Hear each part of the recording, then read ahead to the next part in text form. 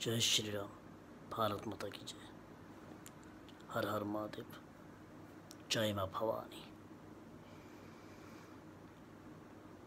सुनो पहले, বাপের পয়সায় লক্ষ্মীর ভান্ডার না, মানুষের ট্যাক্সের টাকায় কেউ পকেট থেকে দিচ্ছে নাকি? তারা মানুষকে লুট করে কালীঘাটের সম্পত্তি বানাচ্ছে। মানুষের ট্যাক্সের টাকায় লক্ষ্মী ভান্ডার। কে মমতা ব্যানার্জি লক্ষ্মীর ভান্ডার কে দিল? কি বললো কাকু?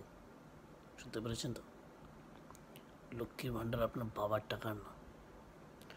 লক্ষ্মীর ভান্ডার হলো সাধারণ জনগণের ট্যাক্সের টাকা। সেটাকে বিলি করে লাভ নেই, স্টেটের কাজে লাগাও।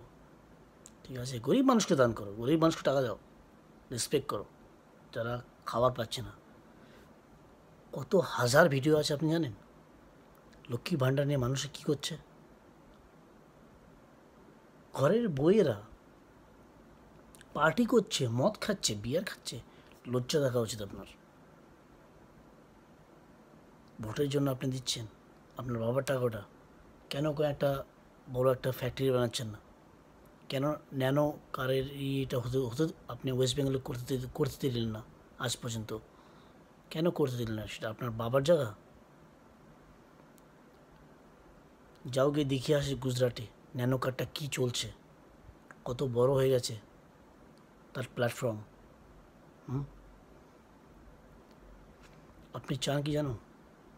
আপনি বলেছেন, হয়তো কি বলেছেন আপনি, গরিবরা গরিব থাকো, যা আছে বাড়িতে খেয়ে বেঁচে থাকো, আর আপনার ভাইপো কারে ঘুরুক। কী করেছো দেশের জন্য যে আপনার ভাই কারে ঘুরছে? আর ভাইপো কী করেছে ও দেশের জন্য? ও কি নেতাজি সুভাষচন্দ্র বোসের নাতি নাকি অভিষেক ব্যানার্জি? সে কারে ঘুরছে? আপনার লজ্জা থাকা উচিত ফার্স্ট অফ অল। নিজের ভাইপো কিছু বলছেন না, মিনিস্টার। আচ্ছা, সিকিউরিটি তো দরকার। আর তো যত দরকার পড়লে আপনি কেন 2 লাখ টাকার ফোনটা হাতে নিয়ে ঘুরে বেড়াচ্ছেন?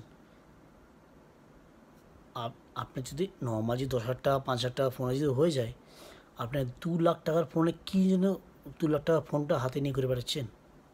আপনার হাতে মমতা ব্যানার্জি আপনাকে বলছে। আমি সেটা তো বললেন না কোনো দিনও কাউকে, দেখলাম না আজ পর্যন্ত আমি কোনো একটা ভিডিওতে।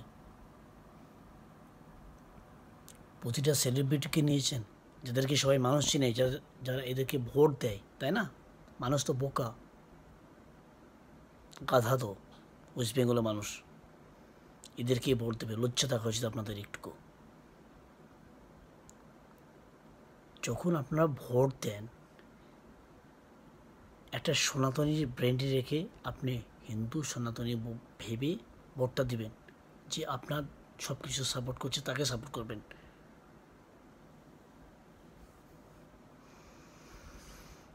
এতে বেশি আর কী বলবো?